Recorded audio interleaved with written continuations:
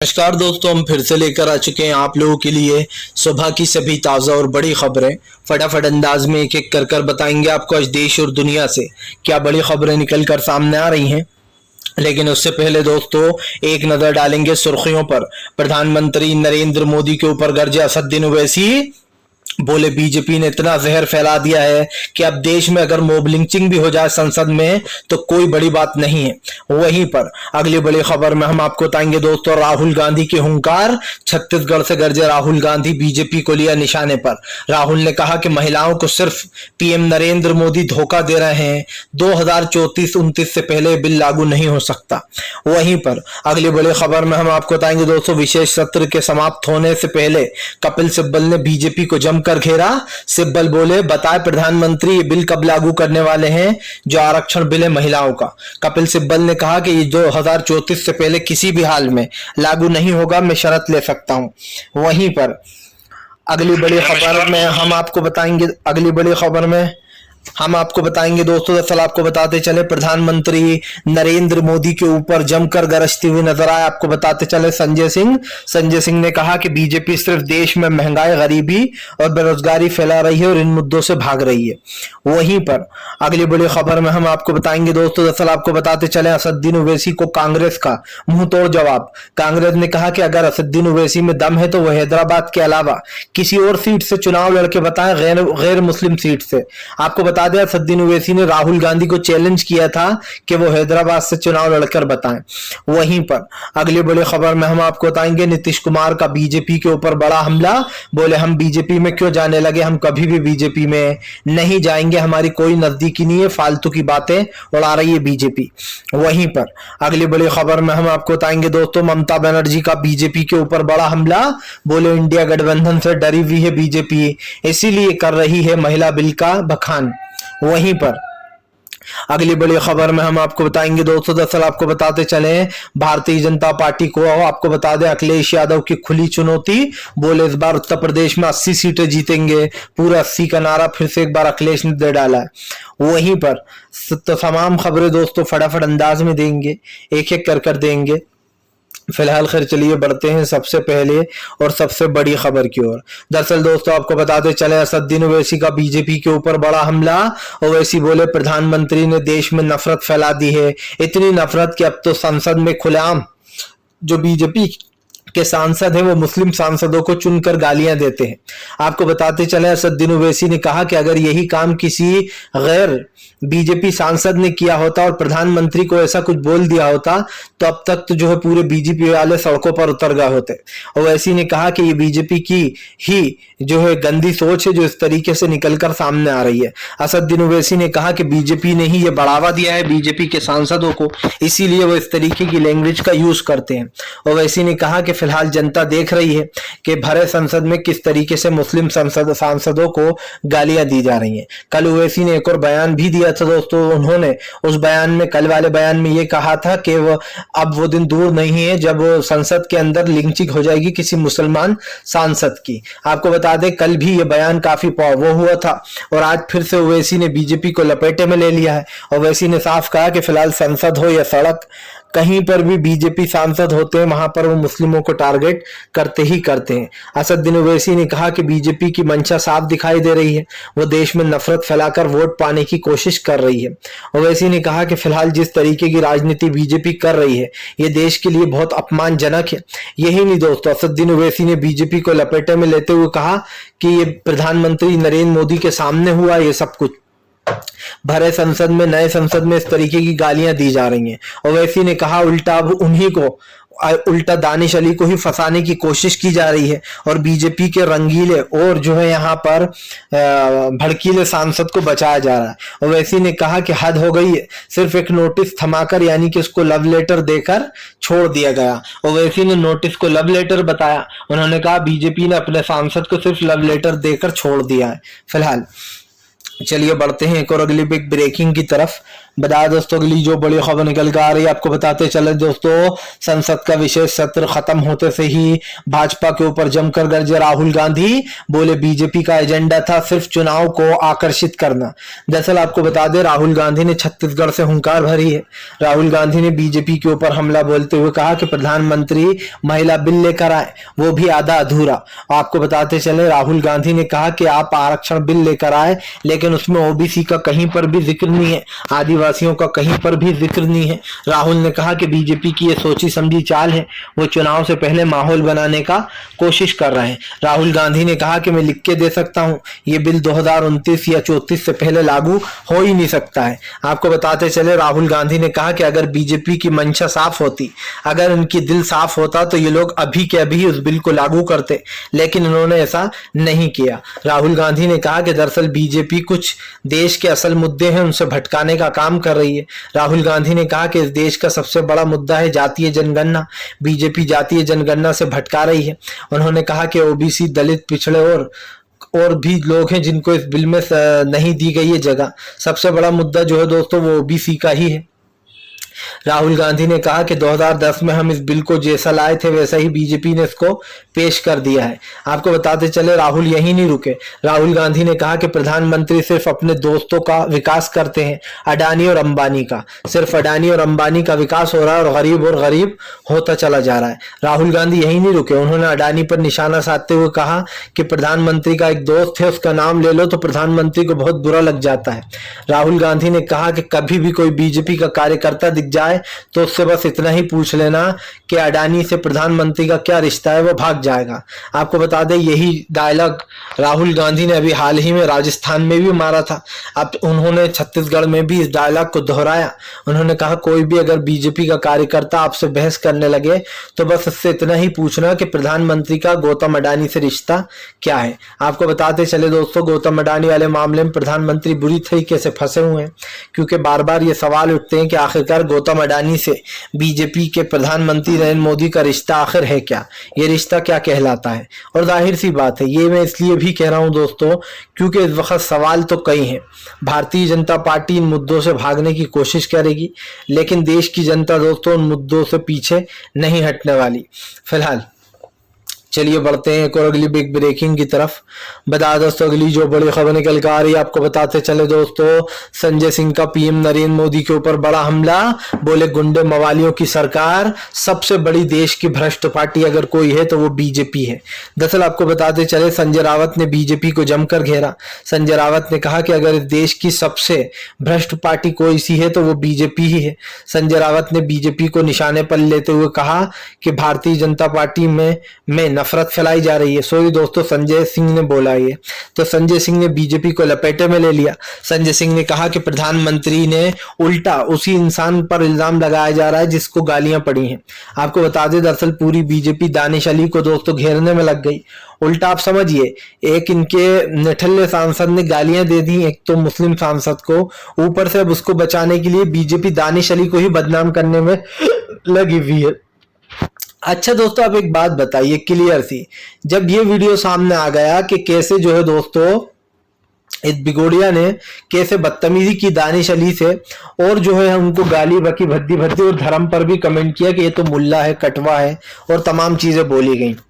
लेकिन आप समझिए दोस्तों अगर बीजेपी सच कह रही है कि जो है दानिश अली ने प्रधानमंत्री को 3-4 बार नीच कहा दोस्तों आप समझिए, तो फिर वो वीडियो कहां है आप समझिए। अगर आपके पास सबूत है तो आप पेश कर दीजिए, क्योंकि दानिश अली के पास तो सबूत था। उस वीडियो में कैसे दोस्तों बिगुड़िया जो है बदतमीजियां कर रहा है, गालियां बक रहा है, मुस्लिम धर्म को बीच में ला रहा है। लेकिन दोस्तों बीजेपी ने सिर्फ ये एक शगुफा छोड़ा कि दानिश अली ने प्रधानमंत्री को 2-3 बार नीच कहा, जब कहीं जाकर उनको गुस्सा आ गया। दोस्तों अगर कोई ऐसा कह भी देता तो भी क्या संसद में आप गालियां बकोगे, किसी के धर्म पर जाओगे? नहीं जा सकते आप। कोई कुछ भी कह दे आप संसद में इस लैंग्वेज पर नहीं उतर सकते। फिलहाल चलिए बढ़ते हैं एक और अगली बिग ब्रेकिंग की तरफ। बता दोस्तों अगली जो बड़ी खबर निकल कर आ रही है आपको बताते चले दोस्तों, भारतीय जनता पार्टी के ऊपर जमकर गरजते हुए नजर आए जयराम रमेश। जयराम रमेश ने बीजेपी के विशेष सत्र पर उठाए सवाल। आपको बता दें दरअसल आरबीआई की एक रिपोर्ट में दोस्तों बड़ा खुलासा हो गया।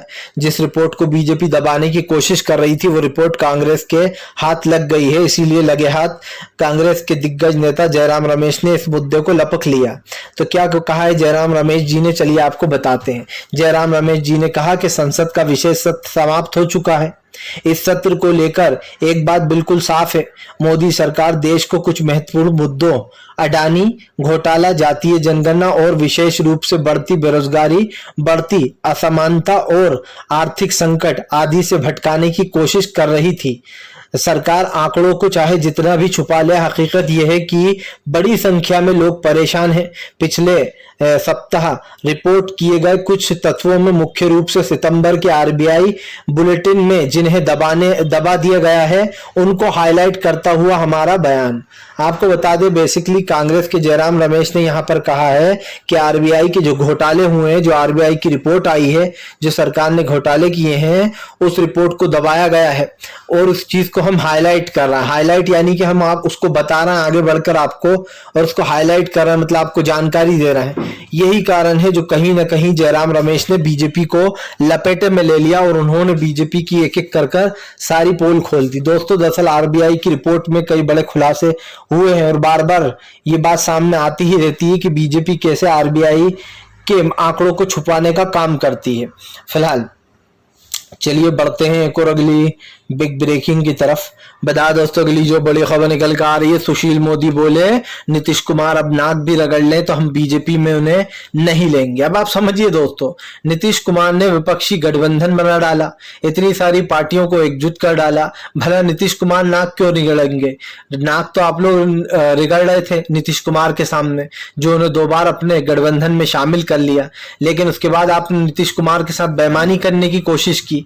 आपने सोचा क्यों ना नीतीश कुमार के विधायक हम खरीद लें, तो नीतीश कुमार की सरकार तो यूं ही गिर जाएगी, फिर पूरा बिहार हमारा। तो बीजेपी एक एक कर नीतीश कुमार के खरीद फरोख्त करने की कोशिश कर रही थी नीतीश कुमार के विधायकों को, लेकिन नीतीश कुमार को इसकी भनक लग गई और उन्होंने बीजेपी से गठबंधन तोड़कर आरजेडी से जोड़ लिया। अब बीजेपी दोस्तों इस बात से चिंतित है कि एक तो नीतीश कुमार ने इतना बड़ा गठबंधन खड़ा कर डाला जिसमें तमाम इंडिया दोस्तों जाहिर सी बात है लोकसभा चुनाव आराम से जीत जाएगा।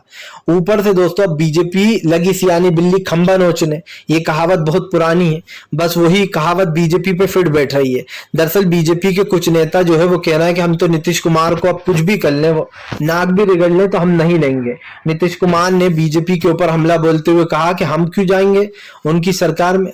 उन्होंने कहा कि हमने तो इतना बड़ा गठबंधन वो कर दिया। दरअसल बीजेपी के एक नेताओं ने कहा कि नीतीश कुमार को एनडीए से लगाव है। पत्रकार ने पूछा कि आपको अभी भी एनडीए से लगाव है, तो नीतीश कुमार ने पत्रकार को मुंहतोड़ जवाब देते हुए कहा कि हमें लगाव होता तो हम इतना बड़ा गठबंधन नहीं खड़ा कर देते, हमें बीजेपी से कोई लगाव नहीं है। आपको बताते चले दोस्तों सीधे सीधे नीतीश कुमार ने बीजेपी को लपेटे में ले लिया और बीजेपी के को मुंह की खानी पड़ी। सबसे बड़ी बात यह दोस्तों, प्रधानमंत्री हो या बीजेपी के दूसरे नेता इसी तरीके की बयानबाजियां करते हैं और हमेशा विवादों में घिरे रहते हैं। फिलहाल तो यह है कि चलिए बढ़ते हैं एक और अगली बिग ब्रेकिंग की तरफ। बता दोस्तों अगली जो बड़ी खबर निकल कर आ रही है आपको बताते चले दोस्तों, भारतीय जनता पार्टी के ऊपर जमकर गरजती हुई नजर आई सुप्रिया श्रीनेत, बीजेपी को लिया लपेटे में। आपको बताते चले दोस्तों, सुप्रिया श्रीनेत ने प्रधानमंत्री से पूछा महिला बिल आधा अधूरा लाते हैं आप देश की महिलाओं को सिर्फ बरगलाने की कोशिश कर रहे हैं, आप उनका बिल लागू नहीं करने वाले, आपने सिर्फ एक जुमला दिया है, चुनावी जुमला। सुप्रिया श्रीनेत ने बीजेपी को लपेटे में लेते हुए कहा कि आपके सांसद खुलेआम संसद में गालियां बकते हैं और आप लोग उसको बचाने की कोशिश करते हैं। सुप्रिया श्रीनेत ने कहा कि बीजेपी के तमाम नेता ऐसे ही हैं, वो खुलेआम बीजेपी के नेता जो है गालियां देते हैं और आराम से दोस्तों आप समझिए अपने आप को महान भी बताने का काम करते हैं। सुप्रिया श्रीनेत ने कहा कि बीजेपी अपने गालीबाज नेता को बचाने का काम कर रही है, वो हर हाल में बीजेपी नेता को बचाएगी। आपको बताते चले सुप्रिया श्रीनेत ने बीजेपी को लपेटते हुए कहा कि यही बीजेपी की सच्चाई है और जाहिर सी बात है दोस्तों, अगर आप किसी एक मुद्दे मुद्दे पर बात कर रहा हूँ, टॉपिक पर बात कर रहा हूँ, तो उसी मुद्दे पर आपको बात करना चाहिए। महंगाई, गरीबी और बेरोजगारी जैसे मुद्दे दोस्तों, उससे भटकाने के लिए बीजेपी कुछ भी कर रही है और जनता को बरगलाया जा रहा है ताकि जनता मेन मुद्दे भूलकर, महंगाई बेरोजगारी भूलकर इन मुद्दों में उलझ जाए। मेरा सवाल फिर से वही है दोस्तों, भारतीय जनता पार्टी कब तक ऐसे झूठ फरेब के ऊपर उसकी सरकार चलती रहेगी? सरकार तो वैसे भी 2024 में हाथ से चली ही जाएगी, लेकिन सवाल सिर्फ ये नहीं है दोस्तों कि इनके हाथ से सरकार जाएगी, सवाल ये भी है दोस्तों कि बीजेपी के नेता इन मुद्दों से भागने का काम कर रहे हैं। बीजेपी के नेताओं को लगता है हम जो भी कर रहे हैं वो सही है, लेकिन आने वाले समय में जनता जब मुंह तोड़ जवाब देगी दोस्तों, तो अपने आप इन्हें पता चल ही जाएगा कौन सही है और कौन गलत है। क्योंकि जाहिर सी बात है, जनता एक बार आप मूर्ख बना सकते हो, 2 बार 3 बार नहीं बना सकते आप, तीसरी बार में जनता उठकर आपको ही मूर्ख बना देगी। फिलहाल चलिए बढ़ते हैं एक और अगली बिग ब्रेकिंग की तरफ। बता दोस्तों, अगली जो बड़ी खबर निकल कर आ रही है, राहुल गांधी का छत्तीसगढ़ से बयान हुआ वायरल।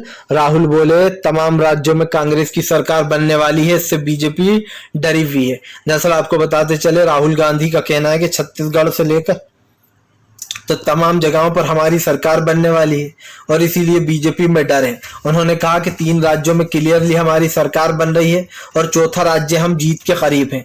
आपको बता दें, दरअसल राहुल गांधी ने साफ कहा, मध्य प्रदेश, छत्तीसगढ़ और तेलंगाना, इन तीनों जगहों पर हम अपनी सरकार बनाने जा रहे हैं। यही नहीं, राहुल गांधी ने बीजेपी को लपेटे में लेते हुए कहा कि बीजेपी इन राज्यों को हारने वाली है और इसीलिए वो डर में है।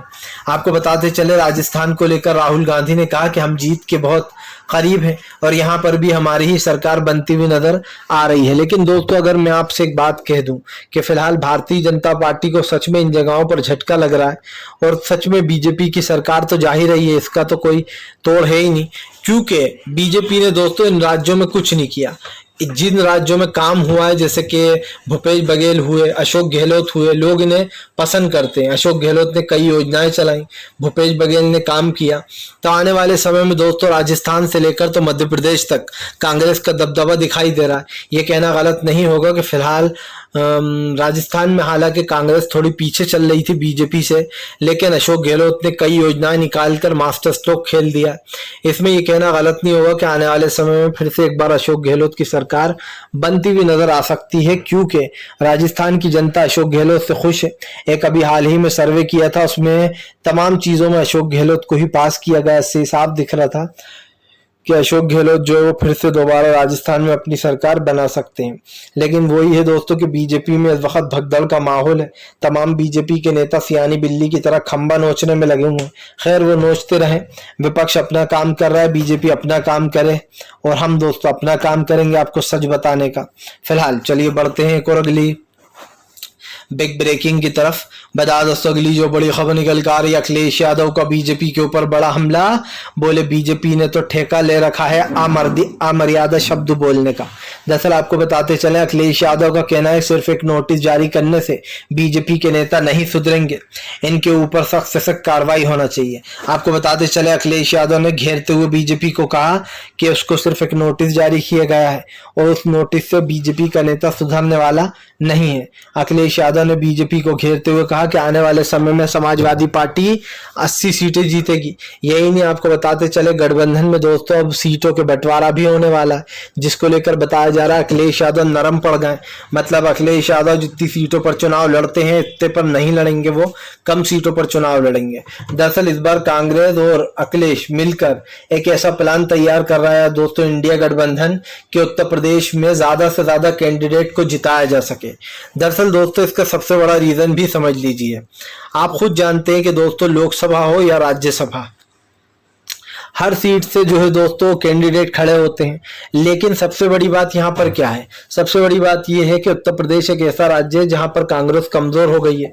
इसीलिए अब की बार दोस्तों एक ऐसा प्लान बनाया गया है जिससे कि इंडिया गठबंधन उत्तर प्रदेश में ज्यादा सीटें जीत सके। क्योंकि दोस्तों बिहार में तो फिर भी एक तरफ दिखाई देगा कहीं ना कहीं इंडिया का दबदबा, लेकिन कहीं ना कहीं उत्तर प्रदेश को देखते हुए ये बड़ा फैसला लिया गया है और ये होना भी चाहिए। अभी घोसी की सीट किस तरीके से बीजेपी को इजीली हरा दी मिलकर अखिलेश और इंडिया गठबंधन ने, ये देखा हमने। और घोसी की जीत का एक सबसे बड़ा जो कारण था दोस्तों वो ये भी था कि वहां पर कांग्रेस ने अखिलेश यादव का साथ दिया था। इसीलिए ऐसे ही दोस्तों साथ देना चाहिए एक दूसरे का, ताकि आने वाले समय में ज्यादा से ज्यादा सीटें हासिल की जा सकें।